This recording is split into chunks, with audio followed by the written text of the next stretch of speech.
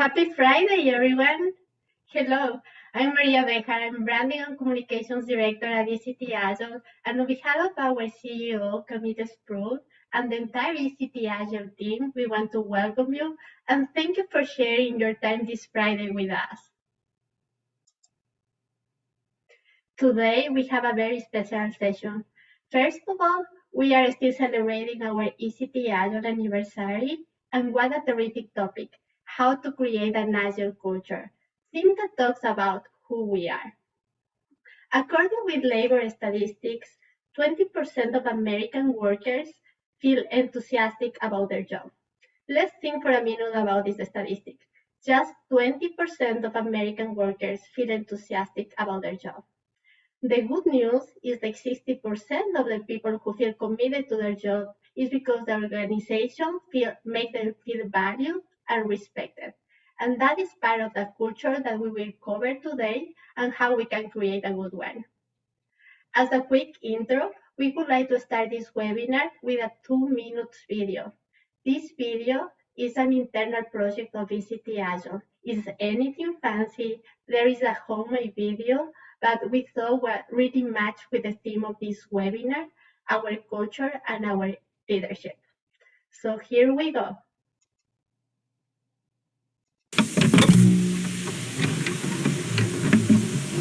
Hello, my name is Giovanni Sproul. Tashina Bradley. Hello, my name is Jackie Owino. Hi, my name is Alex. And my name is Andy Kirk. Hi, I'm Maria Bejar.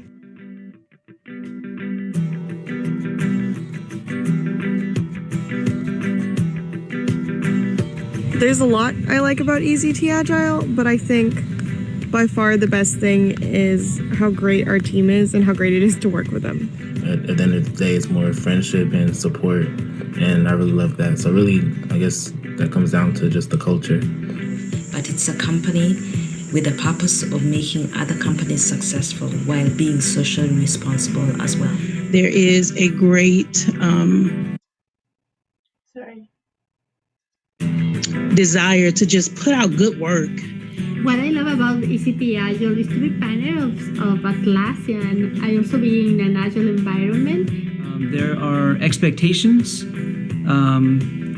but there is a lot of support and willingness to succeed.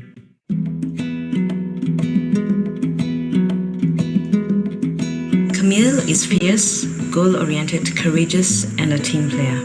When I think about Camille, I think in leadership, empowerment, kindness. Prudent, compassionate, and enthusiastic. A problem solver, a good listener, always listening, and the willingness to try new things. I would say she has made me feel motivated and very eager to be successful.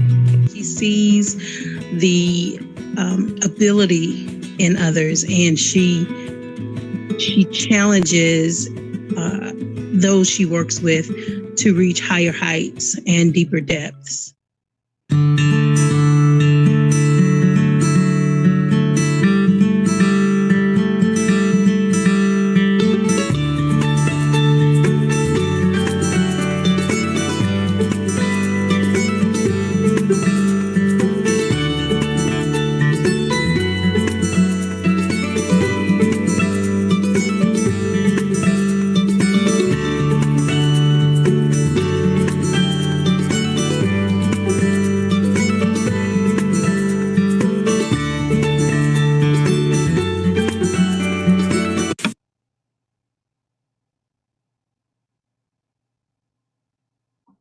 Jackie, you're mute.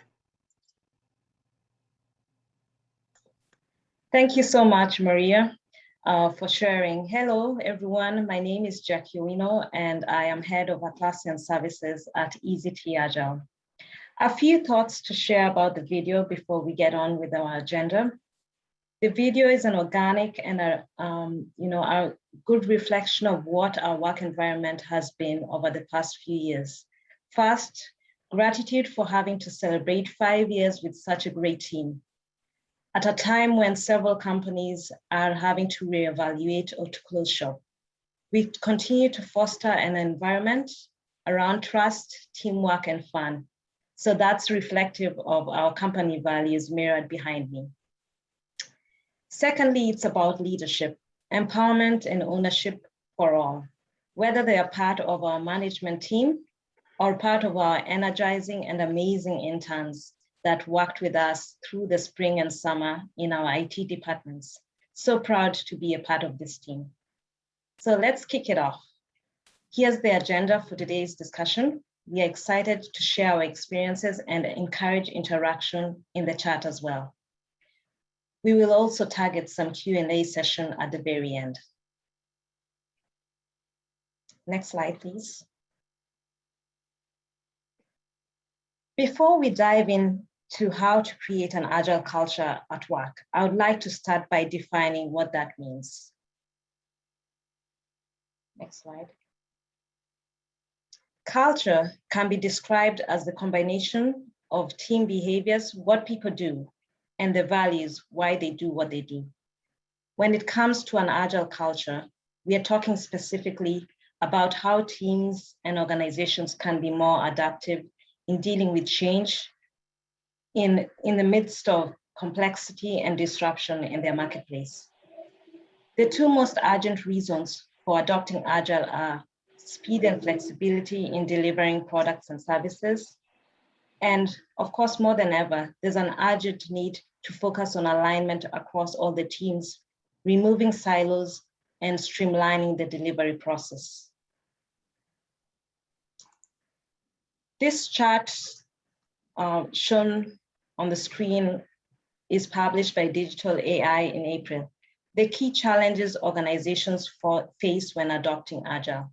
They remain largely unchanged for the past several years.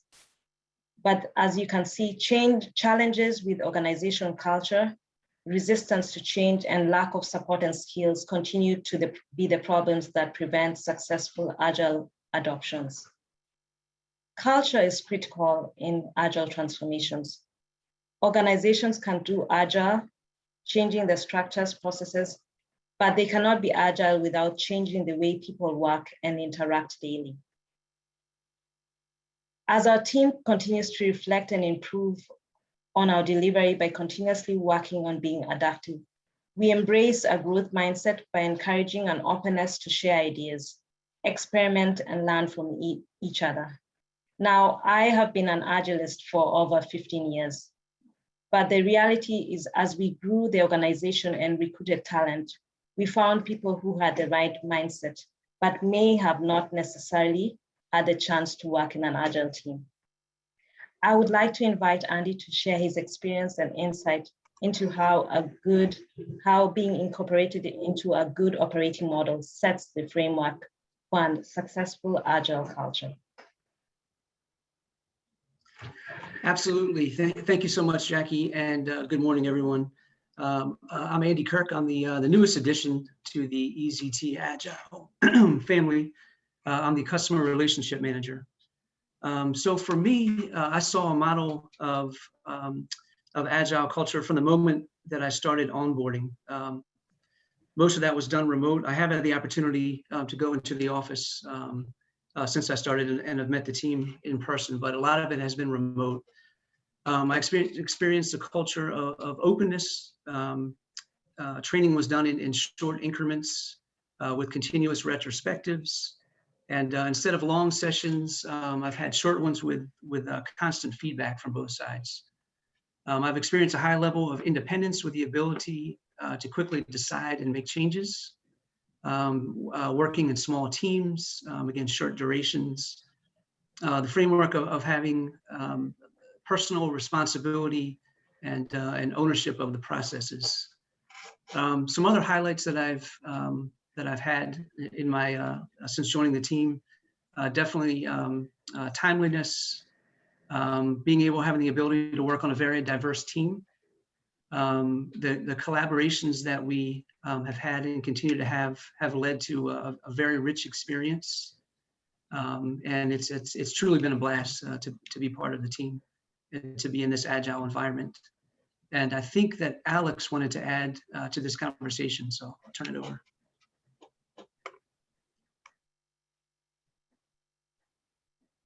Thanks, Andy. Given my position as the business operations manager, it's probably not a huge surprise to anyone that I am largely affected by the agile principles and ceremonies that take place at our business.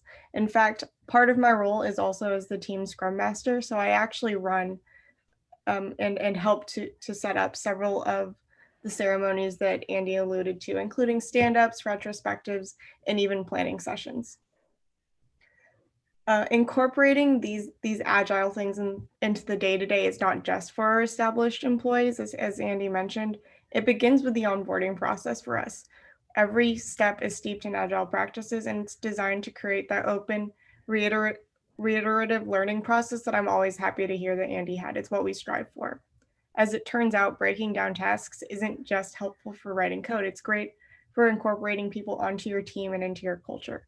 And I don't think that's a difficult leap to make. After all, any lasting culture is one that requires a firm grasp of what you're doing and why. And this is especially true of Agile, where you're in a constant state of change. Your team needs to be adaptable. However, not having a good sense of your purpose and identity or the structure that Agile practices can provide will leave your team scrambling. For us, that stability comes from portfolio planning with our tools, strategy sessions, and a hybrid Scrum model that works really well for our team.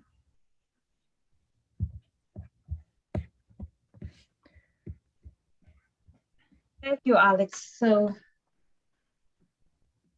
as you can see, Alex plays dual roles and maybe even triple. She facilitates our portfolio and program level ceremonies very similar to our RTL. She also plays a role on the team level as a Scrum Master, as well as running business operations and HR functions. Thank you, Alex, for sharing about more about our operating model. As part of learning about the audience, we'd like you to share what Agile practices do you find most impactful in your Agile adoption or in your organizations. Please use the chat box and add practice that has been impactful to you.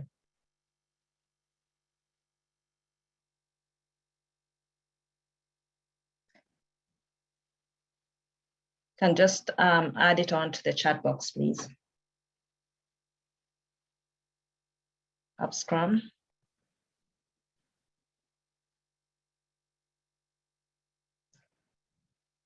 For those who might not be familiar with the chat box, it's at the very below, right where you turn your video. Yep. So we are talking about visual management from Rafael. So could you please share what Agile practices has been impactful in your adoption? Daily stand-ups from country. Retrospectives. I can see retrospectives and reviews, good grooming sessions from Candice. Definitely see a lot of retrospectives and daily stand-ups and frequent deliveries. So thank you for sharing and talking about our practices. Alex will elaborate on the drivers for Agile practices and how it enables our culture. Thank you, Jackie, and thank you all for participating. It's always great to hear how you guys use Agile. At ezTagile, collaboration is a really constant thing. We have our stand-ups, our retros, the sessions mentioned previously, and all of that. But I think the attention we pay to collaboration actually comes from how much emphasis is put on Agile values. This information can be found in the Agile Manifesto, and a source is listed on the screen. For those of you who need a refresher, those values, are all listed here. And if you look at individuals and interactions over processes and tools, as well as customer collaboration over contract negotiation, you'll see that how teams work together and how they work with their partners is a really important part of establishing Agile for all teams. And we have taken this to heart. For us, we do a number of things to encourage and support this sort of collaboration. However, I'd say the biggest contributor is just having access to each other, whether this means open door policies or just an open office design. Maybe it's just having a variety of options to get in touch with people who aren't just the next room over through text, email, Atlassian tools and video calls. The tools are no substitute for having the will and the enthusiasm to work together and to ask for help, but they are certainly an excellent aid. And the best part is that there are a lot of options. If these don't work for you, you can always choose other things. We rely a lot on Jira and Confluence and Teams, but we know of other teams that have used things like Google Chat and Discord, or even just sticky notes. It's really just about what is going to work for you in your situation. Thank you, Alex. As you mentioned a lot of the internal practices that we are doing, we also think that how we can put all this information in context and just not talk about ECT Agile culture. But in your screen, you can see some of the top Agile companies, and we are going to talk about that. And with this slide, we want to provoke the conversation about the size of the company. We believe when it comes to culture, there is many things that big companies and small companies have in common. And of course, we are talking about Agile culture, right? In your screen, we have highlighted some of the main characteristics of Netflix Agile culture. So they establish an Agile culture from the top to down. They starting with a why. They give human resources a seat on the table. They are customer-centric. They free teams of unnecessary rules. They use context, no control. They have ownership and accountability. And I want to reflect how similar are these with our company. Our leadership team understands how everything needs to be aligned from the top to down. We start with the big goals that we have. Then we have our strategic plannings, our quarterly strategic plannings. Then we plan our sprint. And then we work with our own teams and we have our stand-ups. We all understand the why. And of course, because we are still like a small company, many of us have to use several hats. So when it's time to recruitment, we are invited to be part of that process, which has been very rich for us. And as Jackie mentioned, some of our core values are customer-centric, ownership, and be accountable. It's not just we just make up for this presentation. You can review those values in our mission and our website. And that means that we are accountable and we have the personal responsibility and go beyond of the goals because in a summary, we know this formula works because we just not apply it for ourselves as a company, but also we have applied it with our leads. Sometimes we work with the small companies, but also we have helped to 500 Fortune companies with their Agile transformation. And if everything is aligned, we can guarantee that that works. We know it's easy to say and hard to practice, but let's talk a little bit about the challenges, right? And one of the challenges, of course, has been the pandemic. So how has working from home has transformed our work style? Maria, I can talk about that. I think that the beauty of Agile is that we can use some of the practices outside of our teams, whether that be your software development teams, your IT, HR, finance. It comes down to building relationships. Of course, everyone, I mean, us like everyone, we can't wait to get things back to normal. It has been a big challenge, but I think, again, things that we are able to do, increased awareness, excuse me, trust, not only with your clients, but also internally with your team members. Having a supporting team that actually is there for you and also can challenge you. It's actually this last year plus has put us in a position where we need to actually over communicate. And again, build that trust, that frequent, constant interaction, cold calls, emails, blogs, webinars like this one are, of course, are all part of it. A couple of the building relationship remotely ideas that I had were frequent one-on-ones. I think is a good opportunity, as well as ongoing feedback loop. So regular cadence, which will potential, will uncover potential problems with that ongoing continuous conversation. But I think, I don't know, Alex, did you want to talk about more on the operations side? Yeah, that's right. Thank you, Andy. I was a little bit luckier than Andy when it came to the switch to fully remote. Our company has always been hybrid. So a lot of our systems were already designed to work online. However, that's not to say that we didn't have to make any adjustments. And for companies that were larger with more dispersed teams, or just with teams that weren't as familiar with the online tools, I understand that this adjustment was even tougher.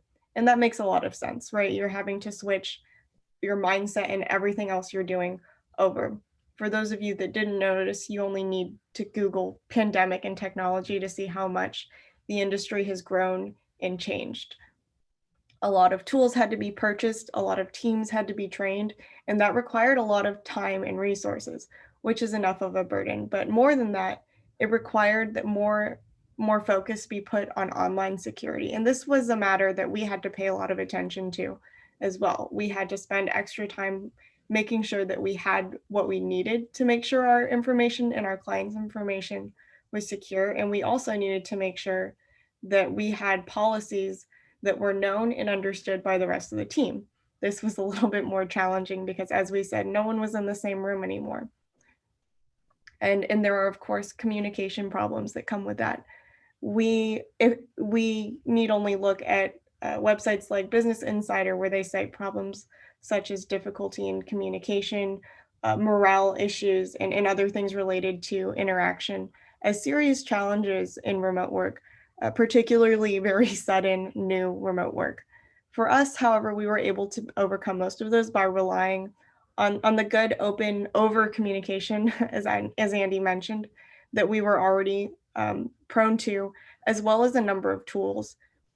I'm sure all of you are sick of Zoom at this point, but it's been very handy for us, as have other video and chat tools. We've used SharePoint, DocuSign, and a number of Atlassian products like Jira and Confluence for more team-based interaction, and tools like advanced roadmaps that helped us with the more top-down end of things where we had to plan. Additionally, we were able to rely a little bit more on automated systems, and Jackie can speak to that in a little bit more detail. Thanks, Alex.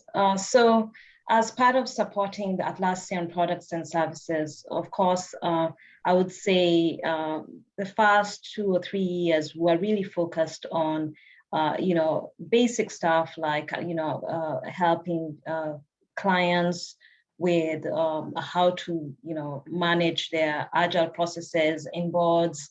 But, a lot of the organizations have become a lot more mature. Of course, Scrum and Agile is now 20 years into the making, so it's pretty much mainstream. And with the pandemic, what we realized was it actually accelerated the adoption across all the departments. So we were seeing a lot more interest, not only in product development, but IT services, sales and marketing, HR. So there was definitely a need to understand what's the right concoction of collaboration tools, because it's amazing. It was like, okay, there's the Atlassian suite, and there's the actual collaboration tools of how do you communicate remotely, and how do you basically make an effective collaboration environment. So one of the things I wanted to call out is we were encouraging teams to explore how they can automate tedious, repetitive tasks so that they can focus on more high value work. So automation for Jira is one of the products we definitely saw an uptick in promoting. The other thing is integrations with tools like Slack and Microsoft Teams. So in case you wanted to comment in Jira, then that would, to a specific team, it would show up in their channels as opposed to having email back and forth.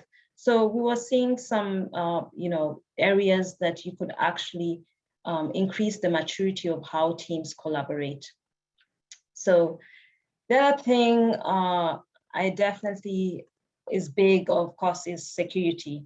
As teams moved to more of cloud applications, that was something that we had a lot of conversations in the forefront, yeah. So it was not an afterthought.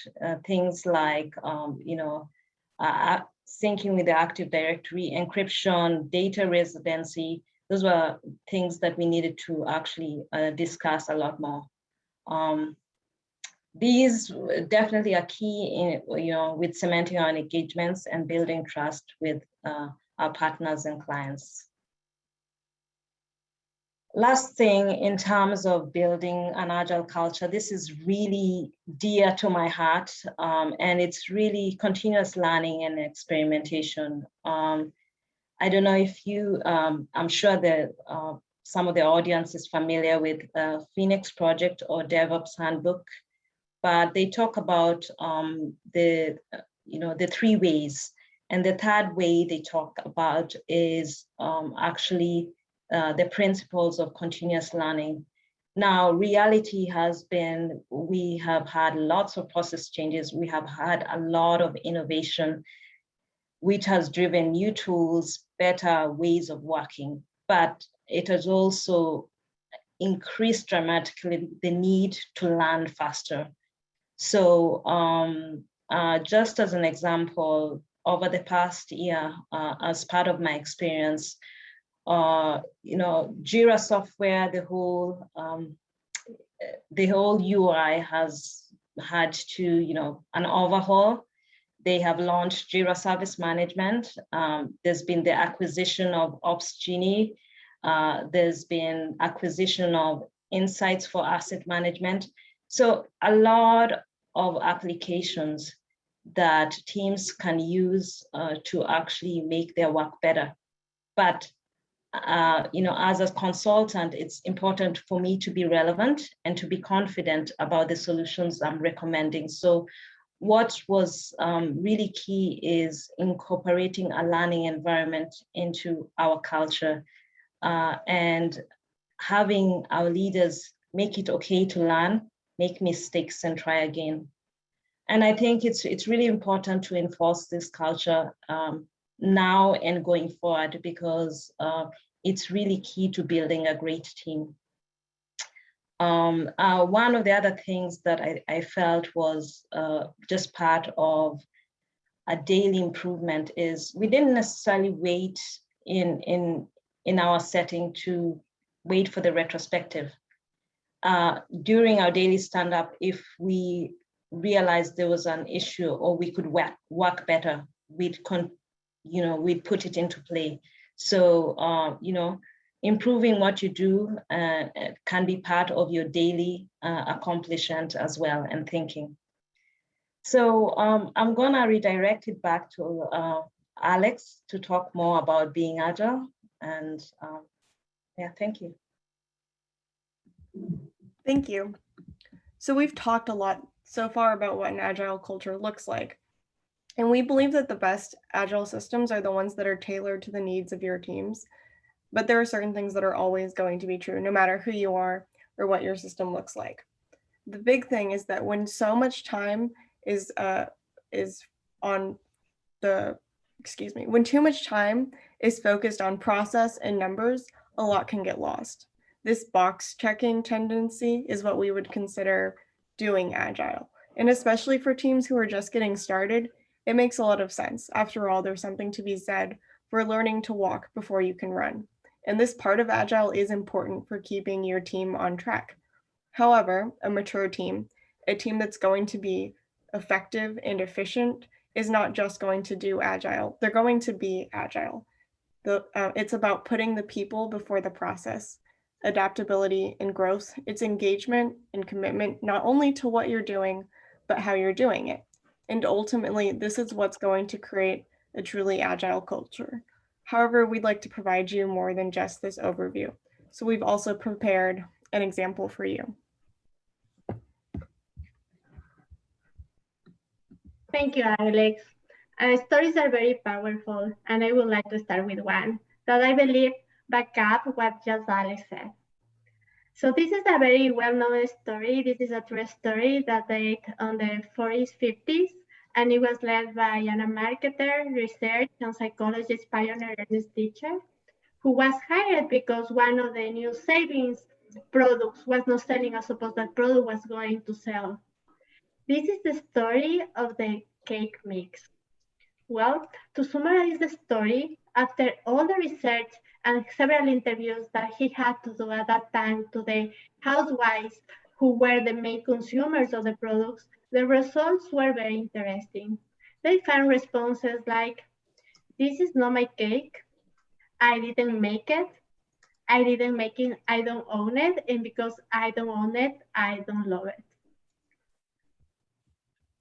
And of course, as you know, the rest of the story of the cake mix, which is until now one of the biggest seller products in the market, in the food market, the secret to make a very successful product was adding a couple of eggs and water, which contribute to change that mindset. Adding the eggs to the cake mix also create the conception that they were creating, they were baking and doing something with love. So the lesson of this story is that the right, the ownership, the right to make it, and the contribution. So if we come back to the 2021, I have a question for all the audience. If you want to be in a minute on your screens and just use your head. And the question is, how many of you have read a car in any time? Have you read a car? I see like most of us have rented a car, but the question is how many of us have washed the car that we rent? Yeah, the answer here is a little different. Not many of us have washed a car that we rent. And that is because while we are going to wash the car that we rent, it's not our car, it's not our job. So here's an invitation to think about the role that you have right now and the unique situation of your company. And if you haven't found that agile culture, if you haven't had the support, that alignment, that being agile, what can you do about that? How can you contribute it? What are those steps that can help? We know that what we just are covering is a lot of abstract concepts, but hopefully we are providing a quick overview of this big iceberg. And I'm going to pass to you, Jackie, right now. Thank you so much, Maria. So, that was quick. We went through a lot of information, and I would like to summarize what's worked for us and some key takeaways before we go to the Q&A. First of all, culture counts in all organizational transformations. It's extremely critical in agile transformations.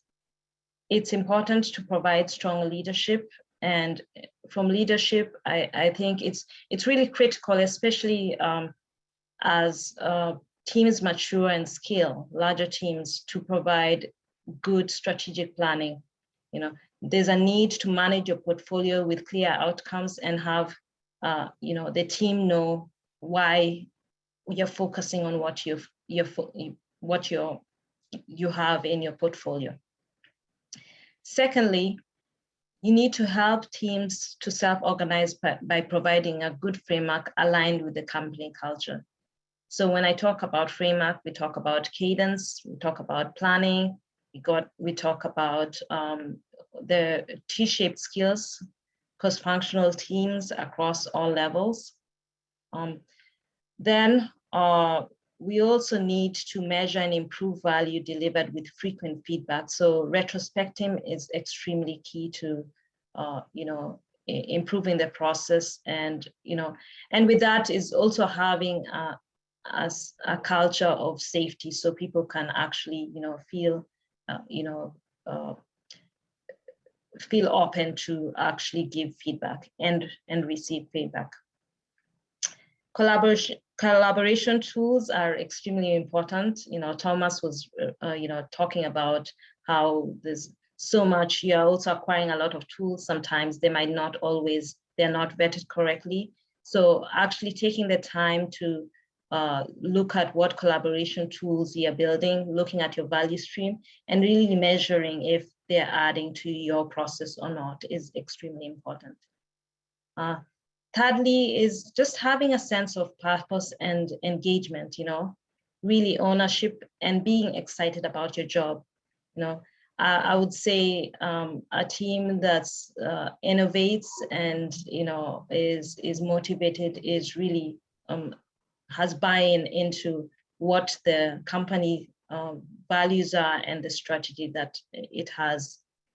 So one of the things that I'd also like to say is a good takeaway is the team to have that drive to remove sources of waste and just support and trust their team members. I hope you've enjoyed listening to how we've fostered an agile culture, and I'd like to hand it over to Andy to close out. All right, thank you so much, Jackie. Great summary. Thank you to the rest of the team. Thank you for everyone that has attended. We are ready for our Q&A portion.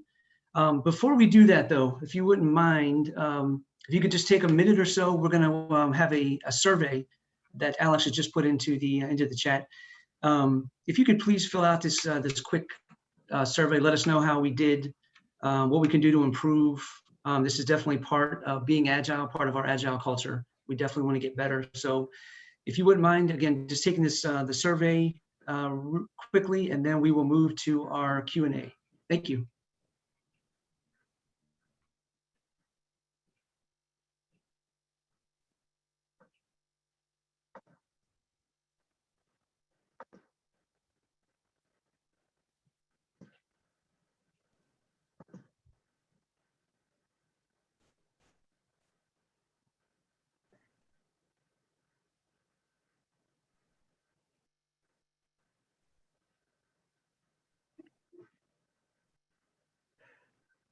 So thank you. We also encourage you, this is Q&A, so please feel free to add your questions in the chat, and we will be happy to respond those if you have it.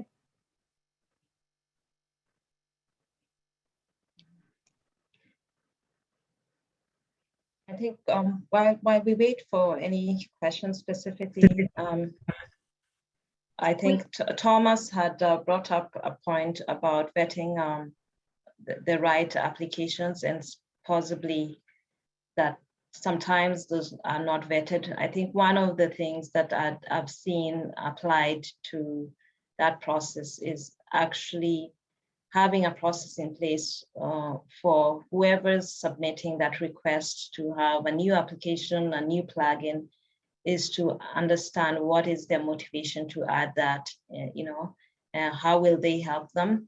And then have a period where you actually evaluate. And I know for smaller teams, this might be a lot harder, but I think having, clarity into why are you introducing the tool and understanding what that will do for your process is extremely important.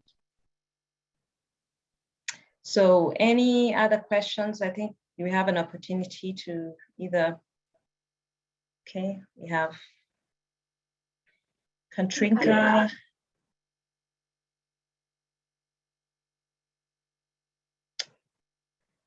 So do your teams have experience with Kanban, and any tips for success in trying to set true expectations for work in progress? We definitely have a lot of experience with Kanban. It really depends in terms of, and Katrinka, if you don't mind, do you want to just share a little bit about your team? I think one of the things that is important to me is understanding how they adopted Kanban before answering the question. Did they take the time to map out their current process, and then have time to kind of look at their work in periods of time and and retrospect, then make small adjustments. Maybe you can talk a little bit about that. And you're welcome to unmute if you would like to discuss that over the audio. Okay. Okay, great. So it's a technology delivery team, and they're mapping out the processes right now. So I think that's really the first step in understanding your work in progress. First is understanding how that process maps out, and then understanding how you want to impact the deliverables. So for example, if you think things are taking so long, you can say, hey, I'm gonna look at a period of 1 month, yeah. And whatever items you have in play, if they're taking too long to be delivered, maybe the answer is cutting whatever WIP you have in place in half, yeah. So it's really, I think the first thing is really actually understanding the process. And there are gonna be different takes on it as well. I hope that has answered your question. Okay. I think I'm going to go on to the next question. Going to start working with a development team. They would like to start using Scrum. Okay.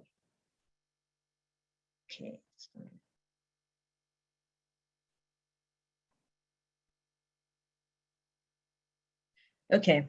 So it's basically a team that has work that is 40%, it's unplanned work, yeah.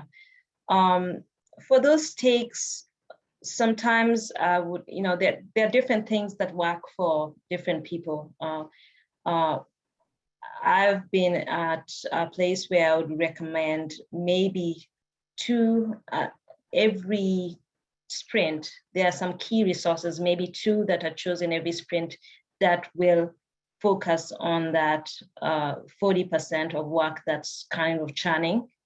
So you will know that those 2 are actually gonna be context switching a little bit more, but at least it's not the whole team context switching, yeah. It's a percentage of the team. So that's one of the potential solutions that you can do.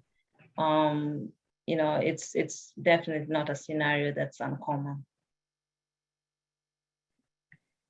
So Alex is asking about a large organization team moving from waterfall to Agile. Would you like to would you encourage the creation of an Agile Center of Excellence for the purpose of driving the Agile transformation across the company in a consistent way?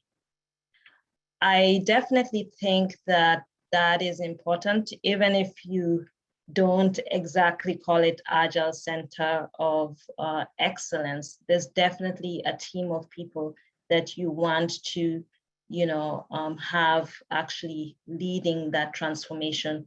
And that team of people should actually have executive buy-in so that you can actually influence the culture.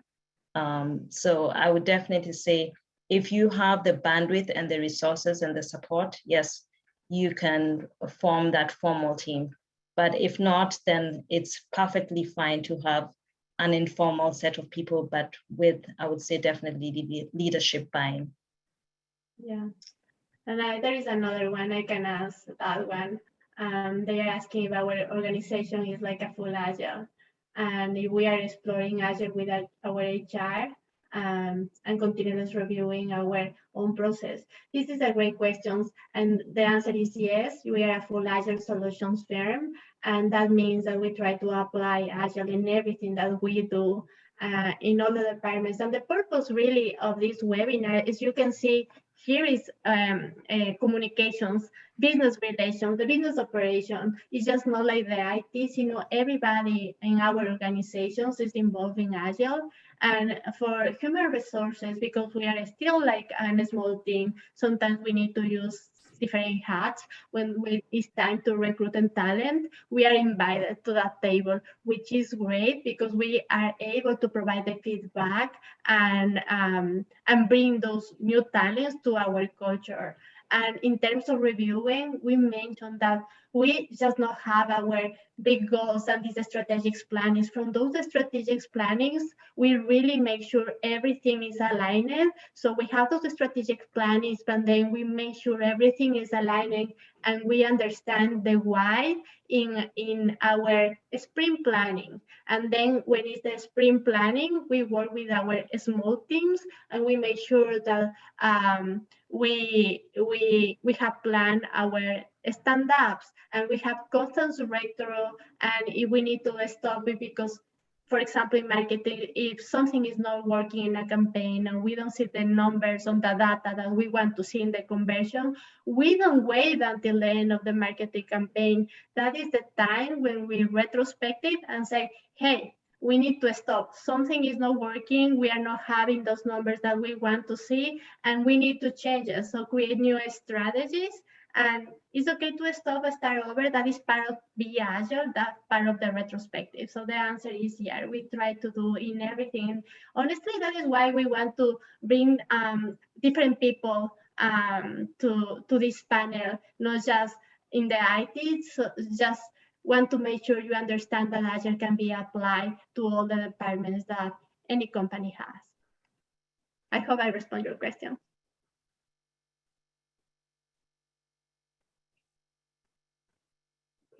Okay, so I see here. Thank you. So I don't know if you have any questions. I don't know, any challenges that you are having. What are the challenges that you are having and how you have overcome them? You also can provide feedback for us. Okay, so do you believe change efforts should be implemented during the performance management process at the quarterly check-ins or reviews? I can take that one, Maria. Go ahead. I think it's the answer to your question, Caroline, is yes and no.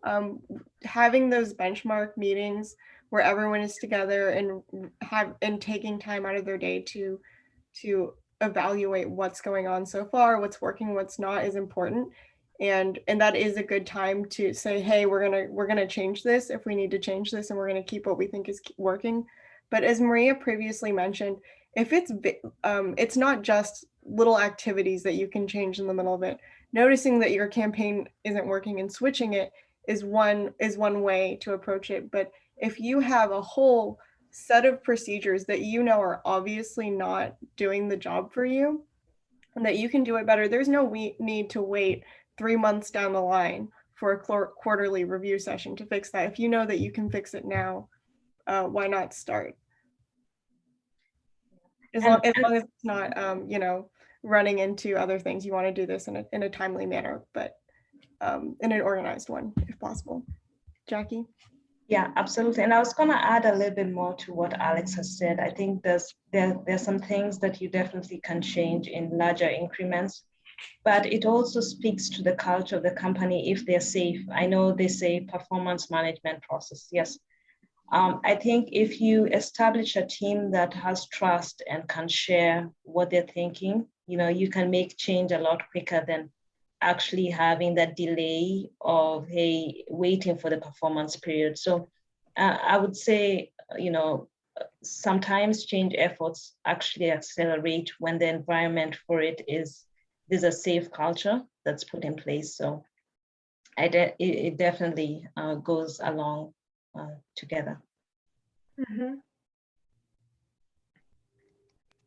So I'm sharing again my screen just because I have some resources. We are getting to the timing to the webinar, and we are going to share some resources with you, and we want to thank you for really a great Q&A and a great session.